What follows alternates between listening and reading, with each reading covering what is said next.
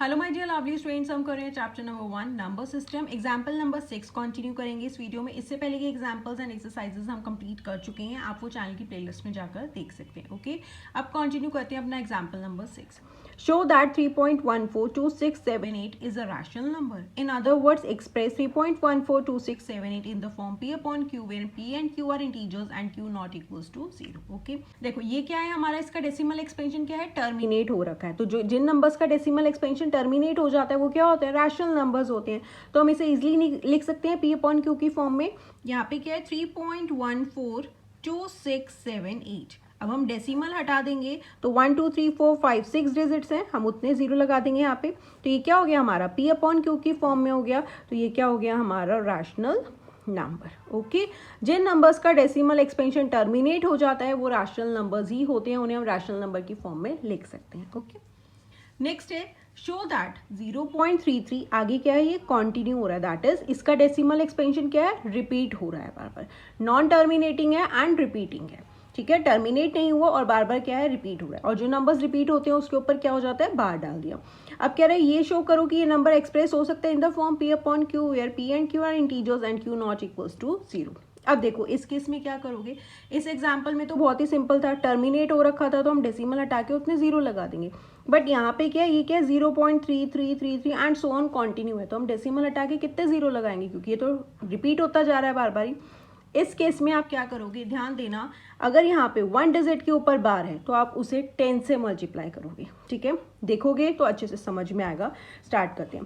सबसे पहले हम लेट कर लेंगे x इज इक्वल्स टू 0.3 बार। इस नंबर को हमने लेट कर लिया कि वो x है। ठीक है, अब हम क्या करेंगे, बार कितने डिजिट के ऊपर है, 1 डिजिट के ऊपर है, तो हम इसे मल्टीप्लाई कर देंगे दोनों साइड्स को, मल्टीप्लाई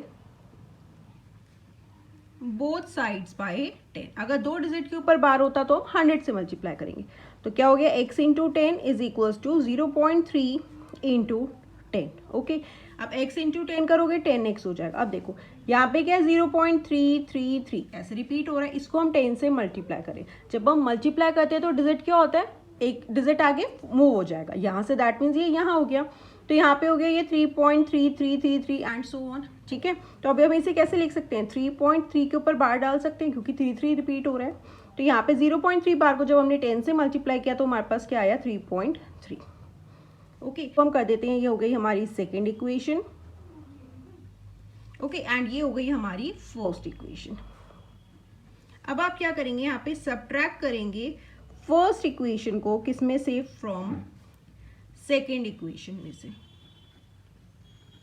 ओके, फर्स्ट को किस में से सब्ट्रैक्ट करेंगे, सेकेंड में से, दैट इज 10x में से x माइनस कर दो एंड 3.3 बार इसमें से माइनस करेंगे 0.3। ओके, अब 10x में से x माइनस करोगे तो आपके पास क्या हो गया, 9x, सॉरी ये हो गया 10x में से x माइनस किया 9x। अब देखो यहाँ पे क्या है 3.33 रिपीट हो रहा है एंड हमें माइनस क्या करना है, 0.3333। ठीक है, अगर आप इसके आगे कंटिन्यू है तो यहाँ पे क्या हो गया 0 0 एंड यहाँ 3 में से 0 गए, 3.00, दैट इज डेसिमल के बाद 0 0 है तो हम इसे 3 भी लिख सकते हैं।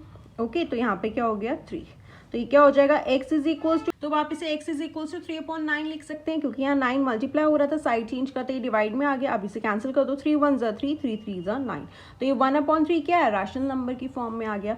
तो आप यहाँ पे लिख देंगे 0.3 बार को हम रैशनल नंबर की फॉर्म में लिख सकते हैं। 1/3 ये क्या है, P अपॉन Q की फॉर्म में हो गया, तो ये क्या हो गया हमारा रैशनल नंबर।